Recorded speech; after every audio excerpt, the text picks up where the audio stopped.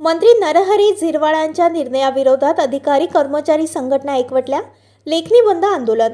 अन्न व औषध प्रशासन मंत्री नरहरी झिरवाळ यांनी नुकत्याच पार पडलेल्या विधानसभा अधिवेशनात घेतलेल्या निर्णयाविरोधात कर्मचारी संघटना आणि अधिकारी एकवटले आहेत. अन्न व औषध प्रशासन मंत्री नरहरी झिरवाळ यांनी नुकत्याच पार पडलेल्या विधानसभा अधिवेशनात अन्न औषध प्रशासनाच्या अधिकाऱ्यांचे तडकाफडकी निलंबन केले होते. या निर्णयाविरोधात कर्मचारी संघटना आणि अधिकारी एकवटले आहेत. या अधिकाऱ्यांच्या समर्थनार्थ संपूर्ण राज्यातील अन्न विभागातील प्रशासन अधिकारी व कर्मचाऱ्यांनी लेखणी बंद आंदोलन केले.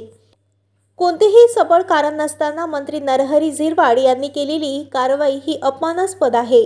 म्हैसूर येथील अहवालानंतर कारवाई केली असती तर चालले असते, मात्र माहिती न घेता केलेल्या कारवाई विरोधात सर्व कर्मचारी संघटना एकवटल्या असून निलंबन मागे न घेतल्यास हा लढा तीव्र करण्याचा इशारा कर्मचारी संघटनांनी यावेळी दिला आहे.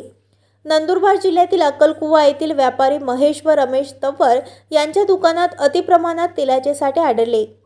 या प्रकरणी नाशिक विभागाचे सहाय्यक आयुक्त महेश चौधरी व नंदुरबार जिल्ह्याचे सहाय्यक आयुक्त संदीप देवरे आणि आनंद पवार यांचे निलंबन करावे असे आदेश मंत्री झिरवाळ यांनी विधिमंडळात दिले. या प्रकरणी आमदार आमोशा पाडवी यांनी प्रश्न विचारला होता, त्यानुसार ही कारवाई केली असल्याचे बोलले जात आहे. नंदुरबार जिल्ह्याचे अन्न सुरक्षा अधिकारी पवार यांनी 10 मार्च रोजी महेश व रमेश तंवर यांच्या दुकानावर छापा टाकून रिफाईन सोयाबीन व शेंगदाणा तेलाचे नमुने घेतले होते. हे नमुने 11 मार्च 2025 रोजी छत्रपती संभाजीनगर येथील प्रयोगशाळेत पाठवण्यात आले. या नमुन्याचा अहवाल 9 मे रोजी नंदुरबार कार्यालयाला प्राप्त झाला. यामध्ये दोन्ही नमुने हे अतिप्रमाणित असल्याचे कळवण्यात आले. नंदुरबार कार्यालय हे नमुने अतिप्रमाणात असल्याचे संबंधित दुकानदाराला कळवले. दरम्यान 4 जून रोजी त्यानुसार हे दोन्ही नमुने फेरविश्लेषणासाठी म्हैसूर येथील सेंट्रल फूड टेक्नॉलॉजिकल रिसर्च इन्स्टिट्यूशनला पाठवण्यात आले होते. याचा अहवाल येण्यापूर्वी संबंधितांना निलंबित करण्यात आले. म्हणून हे लेखणी बंद आंदोलन छेडण्यात आले आहे असे बोलले जात आहे.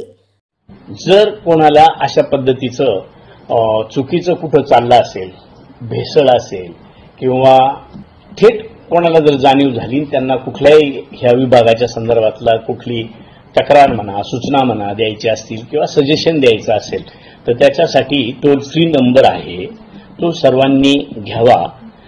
1800-222-365 ह्या नंबरवर सूचनाही केल्या तरी चालतील.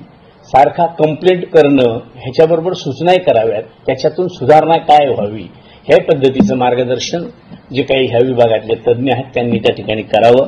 महाराष्ट्र न्यूज लाईव्ह मुंबईसाठी दिलीप कुमार चव्हाणसह कॅमेरामॅन गोपाल चव्हाण, मुंबई.